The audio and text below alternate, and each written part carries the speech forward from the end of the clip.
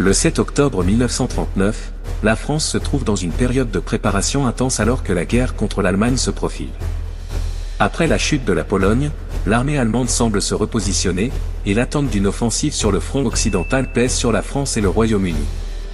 L'armée française reste retranchée derrière la ligne Maginot, mais le sentiment que la confrontation avec l'Allemagne approche grandit dans le pays. Sur le plan diplomatique, la France continue de renforcer ses alliances et de préparer la nation à une guerre longue et éprouvante. Les événements militaires, défense consolidée et mobilisation. Le 7 octobre, les forces françaises restent stationnées derrière la ligne Maginot, dans une posture défensive rigoureusement organisée. Sous le commandement du général Maurice Gamelin, les troupes françaises, composées de près de 2 millions de soldats, maintiennent une vigilance constante le long de la frontière avec l'Allemagne. Les patrouilles régulières continuent de surveiller les mouvements allemands, mais aucune attaque majeure n'est signalée ce jour-là. En dépit de la relative tranquillité, l'état d'alerte reste élevé, et les soldats se préparent à une confrontation potentielle. Des rapports militaires indiquent que l'Allemagne poursuit le redéploiement de ses troupes, profitant de sa victoire rapide en Pologne pour renforcer ses positions à l'ouest. Les mouvements de l'armée allemande près de la frontière française sont étroitement surveillés par les services de renseignement français, qui craignent une attaque surprise similaire à celle menée contre la Pologne. Bien que les pertes françaises restent nulles pour l'instant, les commandants français continuent d'insister sur la nécessité de renforcer les fortifications et de préparer la population à un éventuel siège prolongé. Sur le front intérieur, l'effort de guerre s'intensifie. Le gouvernement Daladier met en place de nouvelles mesures pour accroître la production d'armement, en réquisitionnant des usines civiles pour la production militaire. La mobilisation industrielle est à son paroxysme, notamment dans le secteur aérien, où la production d'avions de chasse est considérée comme une priorité pour renforcer la capacité de défense face à la Luftwaffe.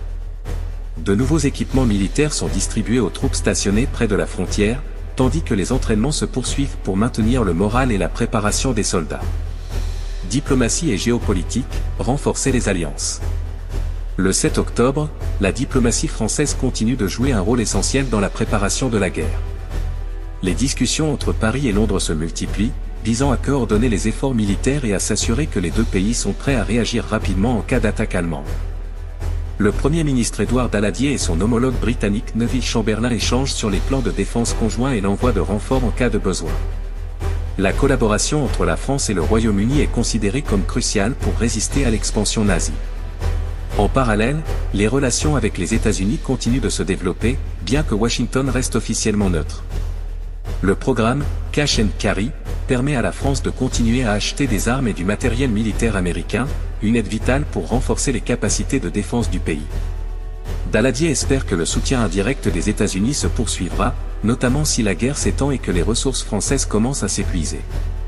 La France, tout en consolidant ses alliances, garde un œil vigilant sur les actions de l'Union soviétique, dont l'alliance avec l'Allemagne, formalisée par le pacte germano-soviétique, reste une source de préoccupation diplomatique. La France surveille également les pays voisins, notamment la Belgique et les Pays-Bas, qui restent neutres mais vulnérables à une invasion allemande. Les diplomates français continuent de les inciter à renforcer leur défense tout en veillant à ne pas les pousser dans le camp allemand. La possibilité que l'Allemagne utilise ces territoires comme point de lancement pour une invasion inquiète Paris et Londres. La presse et l'opinion publique, entre vigilance et unité nationale. La presse française du 7 octobre 1939 se fait l'écho de l'état de préparation de la nation. Le Figaro titre « La France prête pour la défense, vigilance maximale sur le front ». L'article met en lumière les efforts déployés par le gouvernement pour renforcer les capacités militaires et préparer la population à une guerre prolongée.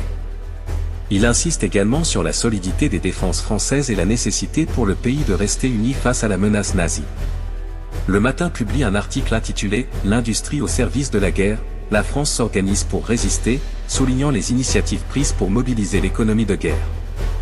Le journal rappelle que les usines d'armement et les secteurs clés de l'industrie civile sont désormais entièrement réorientés vers la production militaire.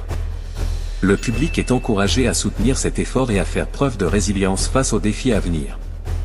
L'Humanité, en revanche, critique une fois de plus la lenteur des préparatifs militaires français. Le journal appelle à une mobilisation plus rapide et à une réponse plus vigoureuse face à l'Allemagne. Les éditorialistes de gauche estiment que la France doit s'engager dans une stratégie plus proactive pour éviter d'être prise au dépourvu. Ils critiquent également la dépendance à l'égard des États-Unis, soulignant que le pays doit compter sur ses propres ressources pour se défendre efficacement. Du côté de l'opinion publique, les Français restent largement soutiens de l'effort de guerre. Bien que l'attente d'une offensive allemande pèse sur les esprits, la population continue de se préparer aux éventuels sacrifices à venir. Les mesures de rationnement sont renforcées dans les grandes villes, et les citoyens s'habituent progressivement aux restrictions. Le souvenir de la Première Guerre mondiale est toujours vivace, et beaucoup estiment que la France doit se préparer à une guerre longue et coûteuse pour préserver son indépendance et sa sécurité. Projection sur l'avenir de la guerre.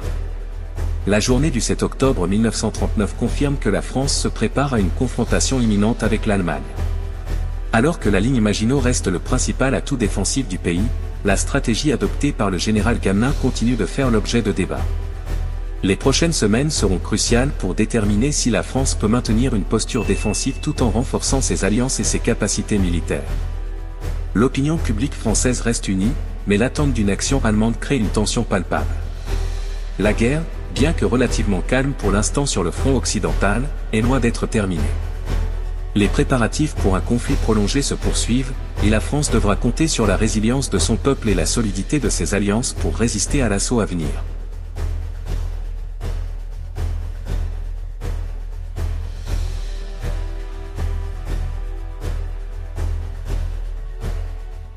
En ce